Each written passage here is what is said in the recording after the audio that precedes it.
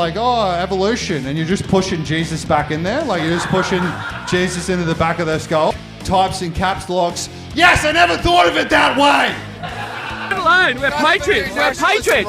Leave my stuff alone. You're not a patriot, mate. I agree, you know, and since I've just, you know, finished my political career and I've got a new journey now, I feel so much better about myself and who I am, and just... This video has some stand-up in it, me meeting a former political extremist who was on the far right when I used to protest them on the far left, and some discussion about cognitive biases and why they're important. Have you ever noticed, like, when you try and argue with people, like, you just get angry and no one ever, like, types in caps locks, yes, I never thought of it that way.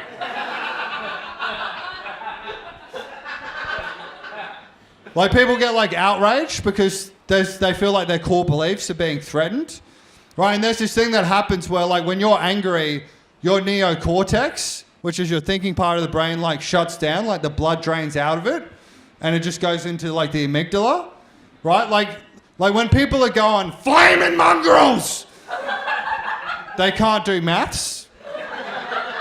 Like, they can't do algebra when they're flaming mongrels. Right, because the blood's draining out. It's much like an erection. Do you know what I mean? Like, if you had an erect penis and the blood drained out. That's why I think it would be really convenient if people were actually dickheads. And like, when someone had a hard penis, you could see that their neocortex was activated. Do you know what I mean? Like, they got a hard on for the truth and for rational inquiry. And then when people are going, flaming mongrels, like, the penis would be placid, do you know what I mean? And you'd be like, oh, Gary, you're a soft cock, mate, come on. Use your high cognitive functions. Think with your penis, Gary. For once in your life, think with your dick. But what ends up happening is when you argue with people, you actually reinforce their beliefs, because they're only looking for the ways that you're wrong. They're not looking for the ways that you're right. So, like, they create an antibody for truth.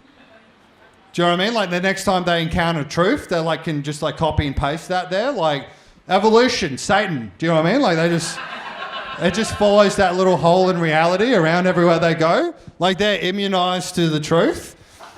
And you know, like when you pick your nose and you accidentally push the booger further back in. It's like that when you question someone's core beliefs. Do you know what I mean? Like, you're like, oh, evolution, and you're just pushing Jesus back in there. Like, you're just pushing Jesus into the back of their skull, like in there deeper, where it can never get out.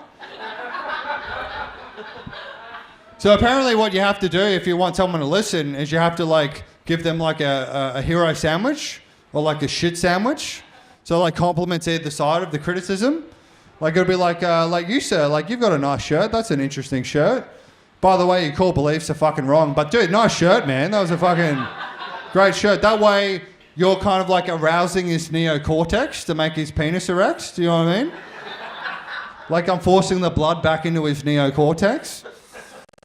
So Nick Folks came to one of my stand-up comedy nights, and it was really surreal meeting this guy that I used to protest against when I was in the far left in Antifa, because he was the leader of one of the far right groups, the main one in Sydney.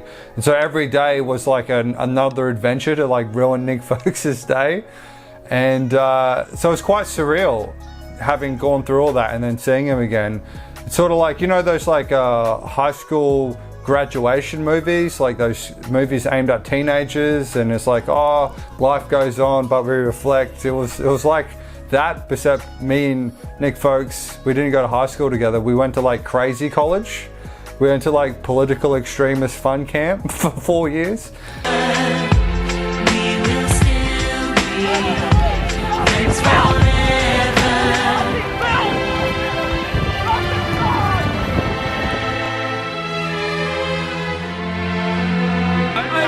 Yeah, I'm against capitalism. I'm against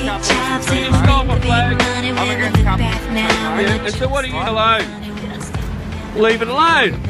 Leave it alone. We're patriots. We're patriots. Leave my stuff alone. You're not a patriot, mate. Probably be the stop of a man. Can ever find a job that won't interfere with pretend. I keep thinking that it's not goodbye. Keep on thinking it's our time to fly. And this is how it feels. As we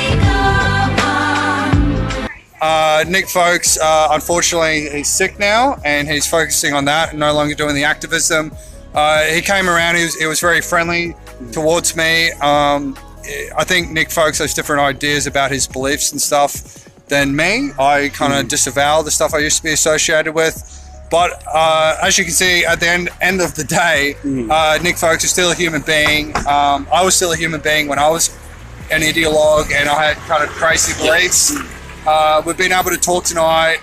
He's come here, seen some stand-up comedians. One of the comedians was like from an immigrant family. I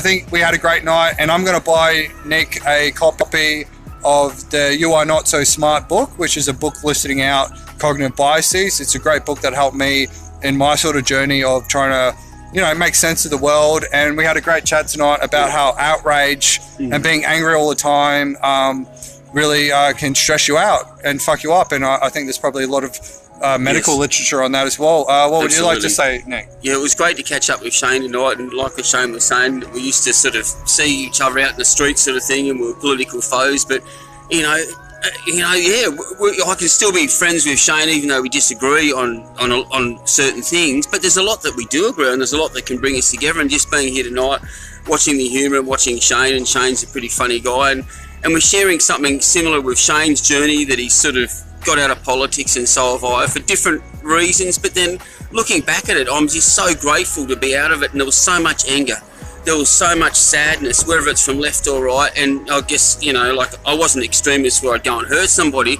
but I was extreme that it just consumed me all the time. You're constantly you're constantly on the edge of going flaming mongrels. Yeah, that's it, the flaming mongrels. So much outrage, left and right, and the extremities of it. Most of the people that are involved in that political activism, they don't have their shit together. They're just fucking fighting these demons within, and Well, they're projecting a lot of the issues. So from the left-wing point of view, competition means people are excluded. People are so desperate to win sometimes that they'll cheat, and that causes corruption. That's sort of what the left see. But then they think just because they're against that, they don't have those traits themselves, and so they become in denial of those parts of their own psyche. And then they have a competition to see who the most excluded is, and dwelling on how victimized they are. A lot of the right-wingers, they're sort of really into order, structure. Yes, we need to get everyone on board on the same page. But so many of the right-wingers are massive substance abusers. Completely. They're we need to look disorderly. I saw one of them. I saw one of them go, we should look after immigrants. We should look after homeless people here first before immigrants. Apparently, this is a guy who's got illegitimate kids to a few different women. Why don't you look after your fucking kids first? If you're going to use that logic, man.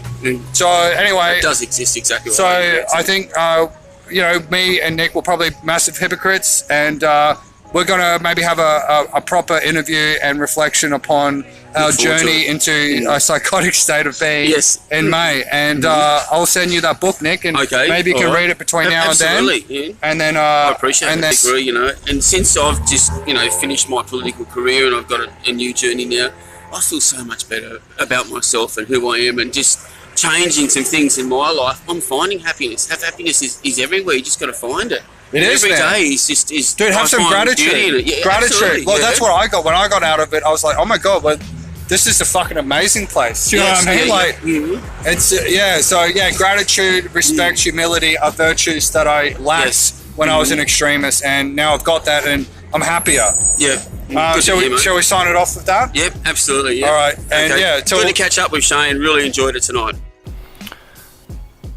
So I'm looking forward to giving Nick Folks that book on cognitive biases, because cognitive biases are the ways that your brain is inherently wrong, and why I ended up crazy. When I read this book, I was like, oh my god, I didn't even know how to think, yet I was there going, this is what we must do for utopia. Just kill the rich. Ta-da! Right? And it's so powerful, the ways that our minds will distort reality. For example, the Ash experiment, the most famous experiment, group conformity. They have 10 people in a room. One of them doesn't know it's an experiment, and the rest are actors. And then they tell this group that they have to look at this placard with black columns on it, numbered 1 to 3, of clearly different lengths. and they get the actors to lie and say the second longest column is actually the longest. And about 75% of the time, the subject will go along with the group. And here's what's even more amazing. When asked afterwards why they did that, they think it was actually that length. And they had no idea that they were changing their answer because of the group, right? That's how powerful group conformity is. So why would I hate Nick, right? He's just a human being doing human stuff. Yeah, sure, has crazy right-wing extreme views and stuff, but man, you know, to dehumanize the Nazis or the communists and the millions of people that follow that ideology is to separate yourself from them, which doesn't learn the fundamental ways that your cognition can go crazy, right? So I actually like learning about cognitive biases, because each time you learn it, it's another way that you're less likely to be stupid in the future. And I like collecting them and thinking about them. It's sort of like Pokemon, but instead of Pokemon, it's like the ways you're retarded. It's like retarded mon.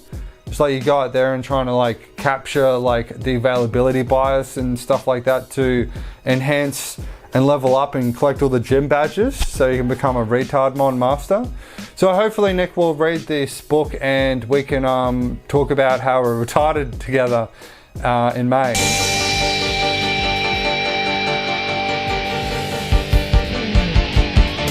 I wanna be the very best, like no one ever was. To catch them is my real test, to train them is my it's you and me. I know it's my destiny. I'm doing a stand-up comedy tour where I talk about these cognitive biases and how it's related to political extremism, delusion, happiness, and all that kind of stuff. Basically, I'm doing a tour about how stupid I am, taking my stupidity across Australia to explain just what a dumb cunt I am. And yeah, and you can come to that, or if you don't want to, but you like this shit, I'll be uploading stuff about cognitive biases in the future. Cheers.